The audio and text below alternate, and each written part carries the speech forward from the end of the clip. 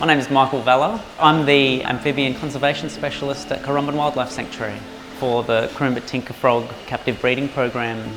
After the 2019 and 2020 bushfires, the Australian government put some money out to support conservation projects around Australia for animals that were affected by bushfires.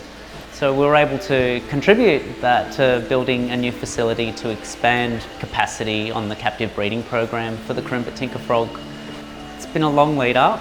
We've been working out of a shipping container for the last 10 years or so. This is one of the results of that funding. So it's an insulated panel facility. It's a big step up from a shipping container in terms of being able to maintain biosecurity, keeping things well insulated.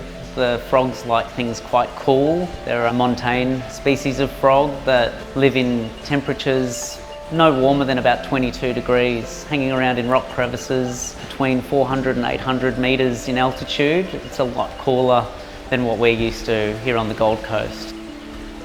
We're standing in the Tadpole Nursery at the moment. So we've actually got 3 of these little Tadpole Nursery bays set out so we can have some separation between the tanks and maintain biosecurity between the clutches of eggs, the groups of frogs, probably in the next few weeks. We've got another breeding room which consists of 12 breeding enclosures, and we've got some room to expand on that eventually. And then we've got our froglet nursery as well for rearing all the baby frogs that we're going to breed in captivity. To have this facility in its final stages and moving on from here, it's going to allow us to bring more frogs in from the wild and have a broader genetic diversity in our captive group, which is really important. Unfortunately, we can't let people in here to have a closer look at the frogs and tadpoles, but they can see the workings of the lab through some windows. There's also some great tours that happen based around conservation. There's lots of education opportunities in that respect too. We really want to move into having digital screens to interpret what's going on, having live stream camera footage from the frogs in their enclosures. They're very nocturnal, they're very cryptic, they spend most of their time hiding under rocks, so they're quite difficult to display in that sense. So it's a species that is literally on the brink of extinction. We're talking potentially 100 to 150 individuals left in the wild. The captive breeding aspect isn't a silver bullet for the species. It's just one component of the bigger picture of all the different conservation efforts that are coming together. The field work that occurs on the ground, the monitoring, looking after the habitat, the pest animal control, bushfire mitigation, and the captive breeding. With the work that we've done up until this point, we've managed to rear around about 150 captive bred Kroombit Tinkerfrogs. We're looking to release probably just under 80 of those in the new year, probably around February or March in 2023. So that's a pretty exciting step. It's also a little bit daunting. It's a trial. We're going to be monitoring the populations and how they may change over the next few years.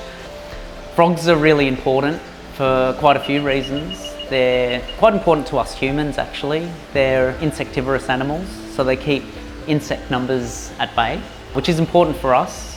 Frogs eat lots and lots of mosquitoes and ticks, and we all know what sort of harm that they can do in terms of being vectors for other nasty diseases. Frogs are also bioindicators. They're barometers for the state of our environment. Frogs are important for us learning about our own medicines as well. We've come across a lot of different medicines, medical breakthroughs from studying frogs. So it's important to protect any species, especially these ones that are so close to the brink of extinction. Saving the Kroombit Tinkerfrog, if we're able to do that, will help support its very delicate habitat, as small as it might have become. It's another important link in the chain of biodiversity up there at Kroombit Tops National Park.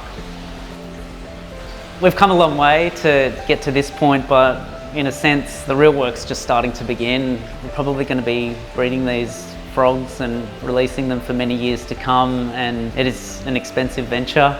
We will be looking for further funding to support us in that, looking after the frogs here and in contributing to a lot of the work that goes on in the field as well. The surveys, the eDNA surveys, the pathology testing, looking for chytrid. There's a lot of aspects to the conservation work that need ongoing funding, bringing that species back from the brink. of extinction.